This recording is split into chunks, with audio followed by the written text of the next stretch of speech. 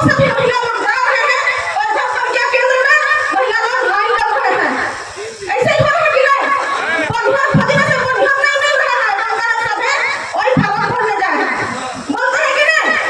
सरकार का खेती के समय में ये सुझाव है, गर्मी का दिन में करते हैं, लोकसभा चुनाव का रिजल्ट है उसके बाद इस घोषणा को करते हैं। और अगर करना ही था तो 4 साल पहले मीडिया कर्मीगण यहाँ पे जितने भी उपस्थित हमारी आवाज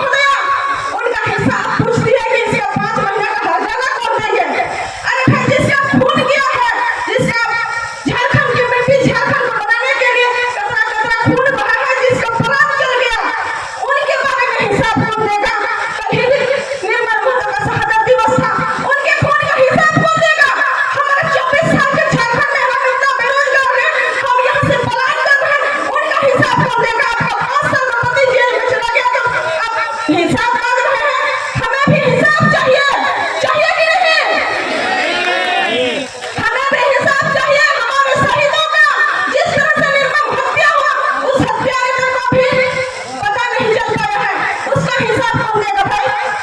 अभी नियम बना है 1000 रुपया महिला दीदी लोग को देने का। बताइए चुनाव के समय में ये लोगों को लुभाने का तरीका है। चुनावी घोषणा पत्र में तो छात्र लोगों के लिए बेरोजगारी भत्ता भी था कि नहीं? आप लोग एक आध चेक किए पढ़ने वाले लोग? एक आध में आ रहा है? नहीं आ रहा है। काम के दिन में आषाढ़ के महीना में आषाढ़ से सावन आ गया। हमारे छोटानागपुर में अभी पूरे झारखंड में अभी बारिश हो रहा है कि किसी तरह लोग धान का रोपाई कर रहे हैं।